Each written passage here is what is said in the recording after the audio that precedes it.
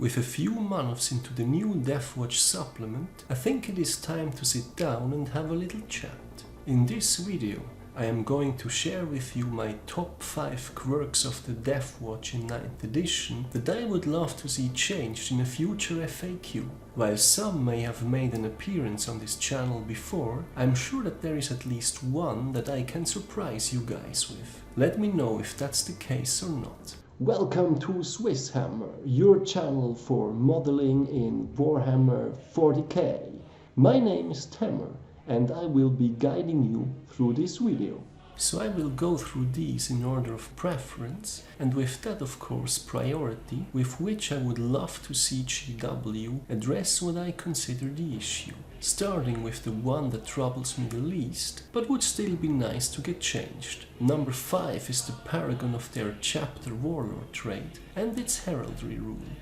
Basically, this trait lets you pick a Chapter Warlord trait from the Space Marine Codex. However, if your model displays the heraldry of any of these chapters, you have to pick that specific one. Personally, I just think that cosmetics should be rewarded rather than punished. If they go as far as awarding 10 victory points for battle-ready painted armies, then I consider it a complete contradiction to punish Deathwatch players for displaying a heraldry on their Warlord. In a previous video featuring the Paragon of their Chapter Warlord trait, I have covered how to best circumvent this, but still, I would love to see it gone completely. The link is in the description. Number 4 is the Watchmaster and his inflexible loadout.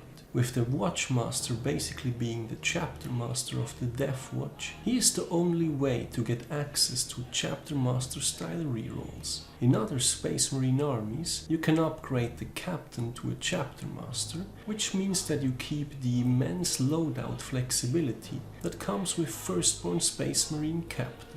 The easy fix for this would be to simply give the Watchmaster upgrade to Deathwatch captains, similar to how the Chapter Master upgrade is available through Chapter Command. That way, the existing Watchmaster datasheet and model can be left intact as it is. I of course wouldn't want to spoil any of GW's web store sales, all I would want are additional options. Number 3 are Reavers in a Spectrus Killteam. Unfortunately, synergy between mixed units in kill teams is already pretty limited as it is, but in case of the Reavers, there is just no synergy whatsoever, as far as I'm concerned. There are 2 major problems. The first is the lack of concealed positions. The Reavers are the only Phobos model in a Spectrus Killteam that does not get this ability. Therefore, it cannot be used by the entire unit. An easy solution for this would be to include the following line. If the majority of models in this unit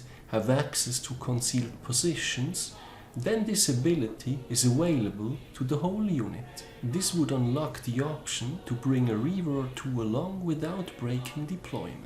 The second problem is that because Reavers do not get the Reaver keyword while in a Spectrus Killteam, they do not get access to the Terror Troop stratagem. That's the one turning off OPSEC on an enemy unit for 2 CP. An easy fix for this would be something like, while a Spectrus Killteam contains any Reavers, these Reavers have the Reaver keyword. I think that this is restrictive enough to not break anything beyond the usage of the intended stratagem. This would not only make mixed units and kill teams more attractive, but would also make the Deathwatch the one army that can make good use of Reavers. I would love to see it. Number 2 are Eradicators and their total obliteration ability when in the Indomitor Killteam. I have covered this in greater detail in a previous video about Eradicators in the Deathwatch, which I linked in the description. Long story short, while the shooting twice benefit of total obliteration is restricted to Eradicators in an Indomitor Killteam, the whole kill team has to meet its conditions. These are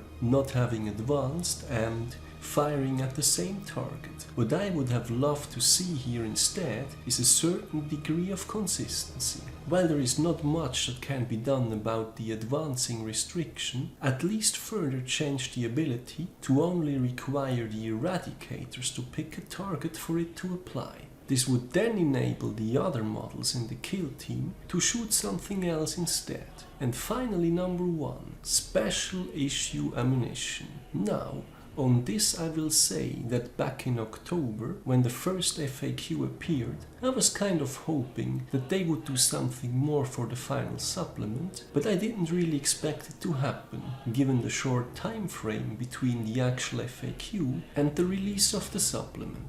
I also respect that the Deathwatch community seemed pretty torn on this subject, and most likely still is, with one side wishing special issue ammunition on Stormbolter spec, while the other side embraced the new kill teams. I certainly counted myself to the latter, but a couple more months into 9th edition, I am re-evaluating my point of view on this. To me personally, it's not so much about the whole Stormbolters thing, but more about what the iconic strength of a Deathwatch army is supposed to be these days. Looking at the past couple of Codex releases, it certainly seems to me that we are seeing other armies become more powerful.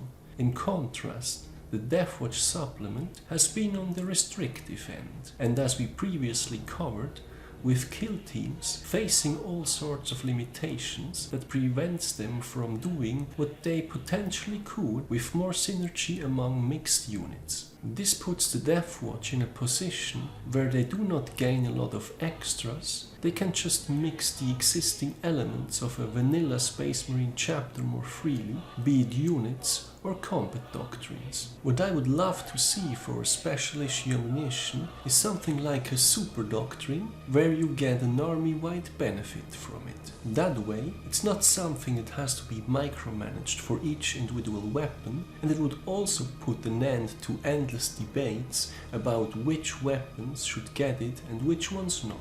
Obviously, as a super doctrine, a complete rework of what special issue ammunition does would have to be done, but given its very limited application in the current supplement, I would consider this a small price to pay.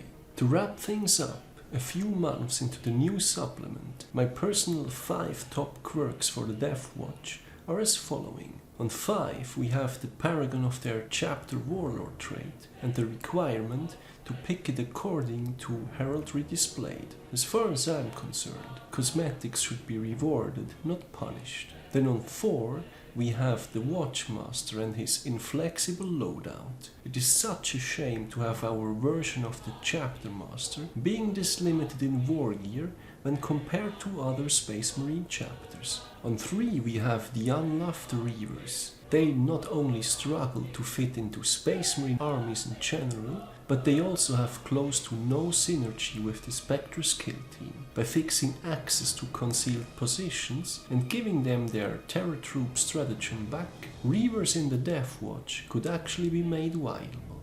Then on 2 we have the Eradicators and their total obliteration ability when in an Indomitor Killteam. Simply put, if under these circumstances the ability is restricted to Eradicators only, then at least also only require the Eradicators to pick a target for it to apply. And finally, as my first and perhaps most surprising quirk, I would love to see special issue ammunition be put back as an army-wide asset, though it would of course require a major rework. So that's it for my top 5 quirks for the Deathwatch in 9th edition. Do you agree with any of these, or have you found even worse ones that need to make it into an FAQ? Let me know in the comments. And as always, thank you very much for watching, guys. I hope you have been enjoying this video. Give me a thumbs up if you did, and don't forget to subscribe if you haven't done so already. Thanks again, and see you next time.